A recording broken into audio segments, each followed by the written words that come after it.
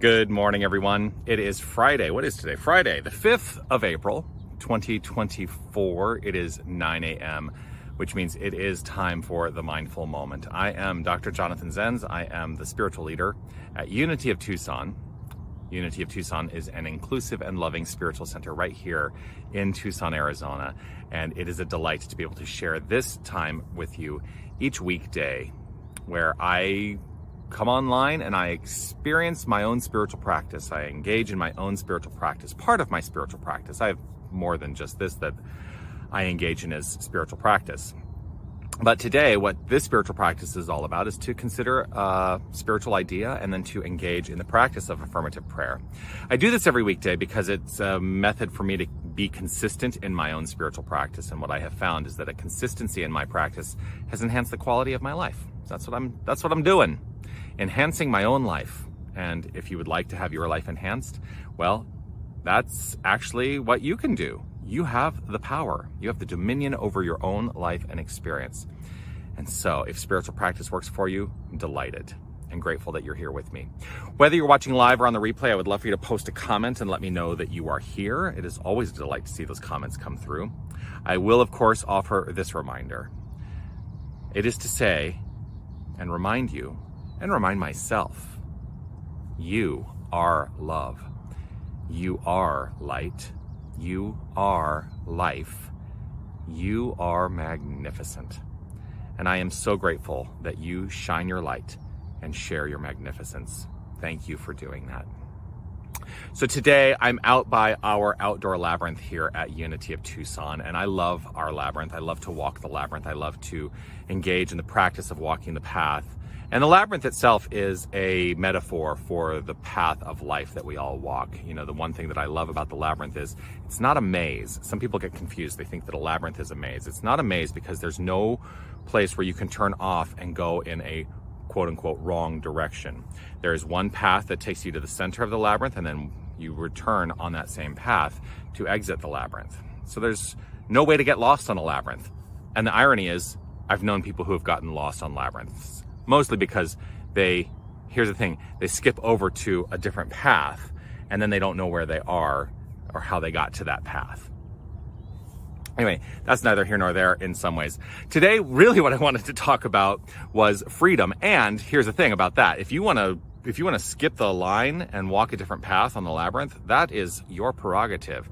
You get to experience freedom because we all have the freedom to choose. It's Freedom Friday. So I'm celebrating Freedom Friday today.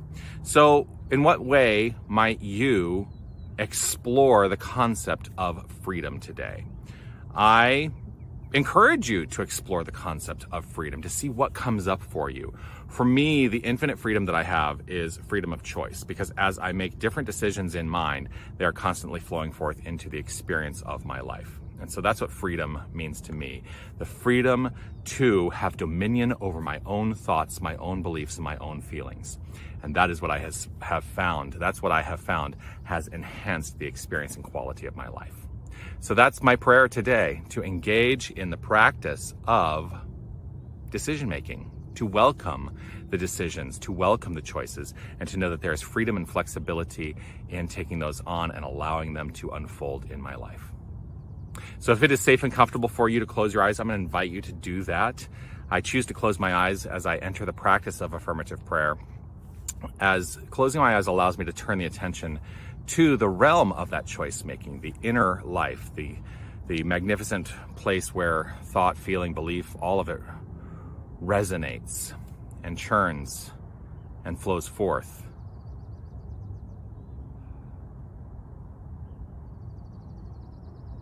As I turn the attention to the inner life, I am rooted in the awareness of the One, the infinite power and presence that I choose to call God. God, not a being out there somewhere, but God, the beingness, the life force, energy, the creative source of all that is. And I am part of that. We are each and every one of us part of that. There is no separation from this wholeness. There is only this wholeness expressed in all creation, universally, and perhaps even multiversally. It is infinite in its nature and scope, and so there are no edges to it. It is expansive and expanding.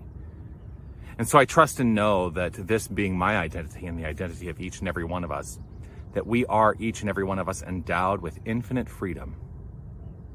Freedom is our birthright, and freedom is expressed in the choices that we make in every moment. And so I choose to make choices and to be rooted in the construct of those choices. And I know that if I perceive a choice as something that I have made that is leading me in a path that does not feel so good, I can turn around and I can make a different choice. That is my prerogative. I needn't color within the lines. I needn't always walk the exact path. I can always pivot. I can always turn. I can always choose something new. And what a great gift that is, to live in the infinite state of freedom.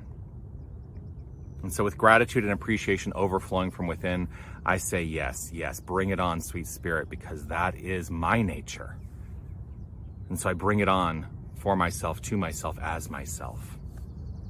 I let it be so, and I allow it to unfold perfectly, easily, and effortlessly by saying, and so it is. Amen.